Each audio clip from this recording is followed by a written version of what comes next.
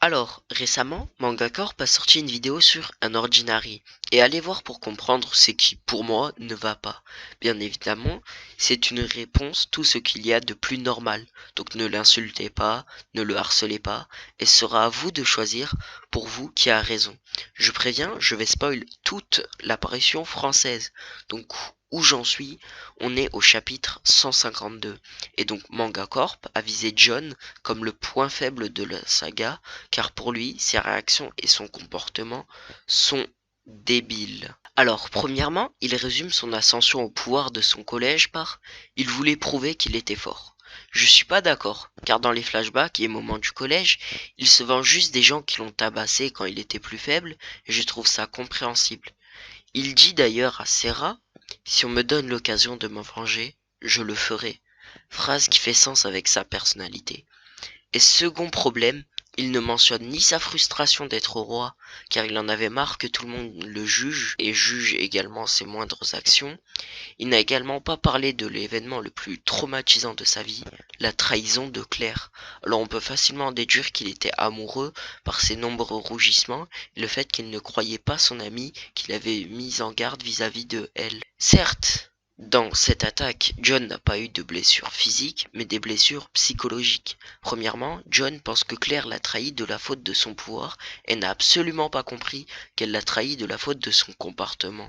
Seconde chose, la maison de correction a appuyé sur cette trahison et ses regrets, et donc John était au plus bas. Son père, pour l'aider à se remettre en route, lui a écrit le livre nommé Unordinary. Après ces événements, John décide alors de changer de façon de vivre et prendre exemple sur son père qui est vraiment impotent. En rentrant au lycée, il se fera passer pour un impotent pour ne plus avoir de faux amis qui le suivent juste pour sa force comme Claire. S'il décide de ne rien dire à son amie la plus proche, Serafina, c'est pour une raison simple. Il a peur que Sera ait la même réaction que Claire et le laisse seul. Quant aux événements liés à Arlo, il n'a absolument pas parlé du fait que, avant que John veuille être ami avec lui, Arlo l'a sauvé d'un 3 contre 1 et ramené à l'infirmerie. John prend ça comme un signe de fraternité et voudra faire ami-ami avec Arlo, sauf que Arlo était déjà au courant pour le pouvoir de John et du coup il veut être son ami pour lui obliger à utiliser son pouvoir une fois tombé dans son embuscade et donc réintégrer la hiérarchie. Certes, John se sort vainqueur de cette confrontation, mais il devient de plus en plus parano vis-à-vis de sa capacité, vu que Arlo l'a attaqué pour ça, je vous le rappelle. Donc il avait vraiment pas envie de le dire à Serafina. Et il devient encore plus parano de la faute d'un événement trop long à détailler qui cause la perte de capacité de Serafina. La maison de John se fait attaquer et Arlo et John qui étaient là ont dû s'allier pour défendre Serafina. Et Manga Corp sur ce moment n'a retenu que le passage de John et Arlo s'allient. Mais il faut vraiment comprendre que John défend Sera car c'est sa meilleure pote, voire plus, on sait pas, et Arlo la défend car à ce moment-là il la compte encore dans la hiérarchie. Après ces événements, l'école apprend que Serafina a perdu ses pouvoirs à cause de la meuf aux cheveux verts. John doit rejoindre les dortoirs et donc se faire tabasser encore plus que quand il était chez lui. Il se fera alors casser la gueule par Zek, un haut niveau numéro 9 du classement de force. Après que Zek ait également frappé Sera, John ne peut plus rester calme, et il pète un câble. Il voulait en premier temps le défoncer à visage découvert, mais il décide alors de se masquer et de casser la gueule à Zek. La victime suivante fut la meuf qui dit à tout le monde que Serafina a perdu sa capacité. Après ces événements, des moyens niveaux kidnappent Serafina et la tabassent. John, pour la chercher, tabasse Hysen, qui a une capacité de détection, et Cécile, qui avait l'info. Flemme d'expliquer comment elle sait, lui a donné l'endroit précis. Arlo, qui était arrivé avant, emmène Serra à l'infirmerie, et le bourreau arrive juste après. John a littéralement détruit toutes les personnes qui ont fait du mal à Serra, et il repartit.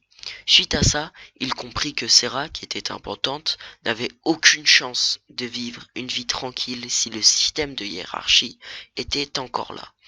Alors, il décide de détrôner Arlo et de la détruire. Rémi, qui a découvert son identité, est allé lui parler pour essayer de voir une autre solution et de faire comme son frère. Et c'est là que la vérité éclate. Le frère de Rémi a juste servi pendant son couronnement, et juste après son départ, tout le monde est redevenu agressif et violent entre eux. Voilà pourquoi sur ce point, Rémi a tort. Et pour la soi-disant hypocrisie de John, comme dit précédemment, John, pendant un long moment, avait peur d'utiliser ses pouvoirs car ils ne lui ont apporté que du malheur. La violence qu'il utilise pour détruire les royaux est là pour faire peur aux gens et leur faire comprendre que les hauts niveaux ne sont pas si hauts que ça. Et sur ce dernier combat, tout y est fait pour nous dire que John se bat pour Seraphina. Car on l'a vu, il peut battre tout le monde, et il est donc pas obligé de détruire la hiérarchie, là où Sera est au plus bas, et donc, pour elle, il va faire le choix le plus égoïste et le plus humain. Détruire tout le monde pour sauver son ami. Voilà pourquoi John n'est ni débile, ni incohérent. Il a juste été égoïste, il a choisi Seraphina plutôt que l'école entière. Voilà, merci d'avoir visionné cette vidéo, likez, commentez, partagez, et on se retrouve pour une prochaine vidéo. Peace.